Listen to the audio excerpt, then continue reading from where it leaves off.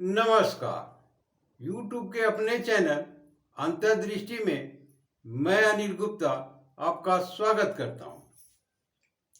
हस्तरेखा ज्योतिष के इस कार्यक्रम में जो आज मैंने विषय चुना है वो है बृहस्पति मुद्रिका।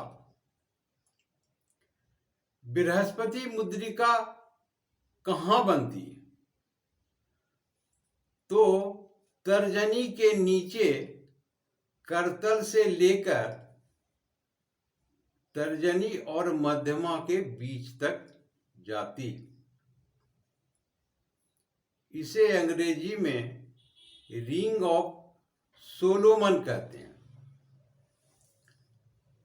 तो इस मुद्रिका से जातक के ऊपर क्या प्रभाव पड़ते हैं? तो ऐसे जातक विद्वान होते हैं।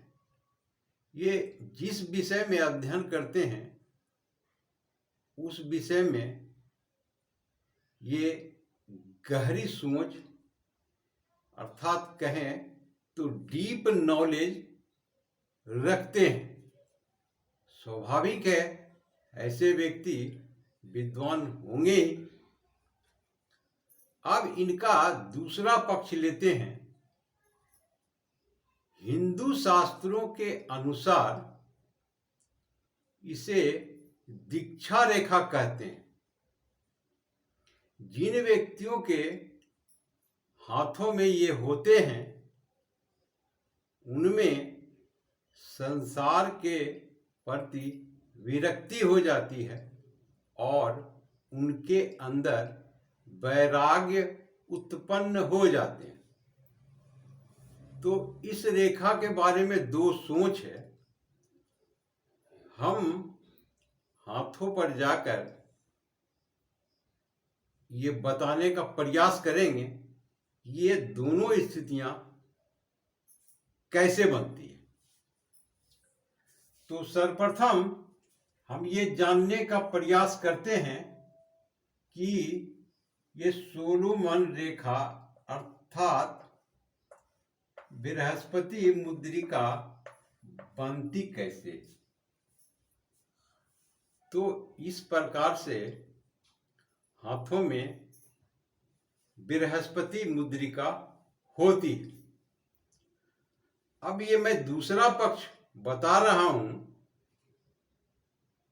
जो वैराग्य की ओर ले जाते हैं या विद्वान की ओर।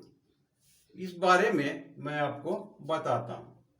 यदि इस प्रकार से रेखाएं छोटी हो और चंद्र पर्वत की ओर जा रही हो तो इस रेखा को तब दीक्षा रेखा कह सकते हैं, क्योंकि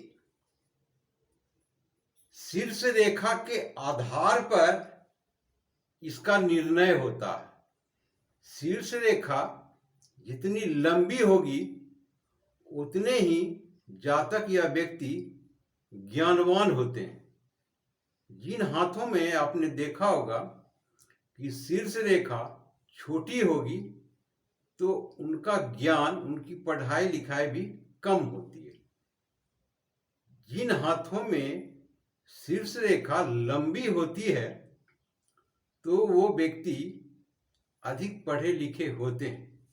तो इसी के आधार पर ये आकलन किया गया है कि शीर्ष रेखा छोटी हो तो आप उसे दीक्षा रेखा कह सकते हैं।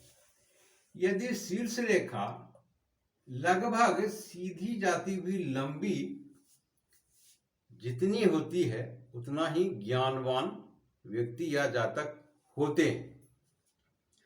तो उस स्थिति में तो ये अच्छे विद्वान होते हैं।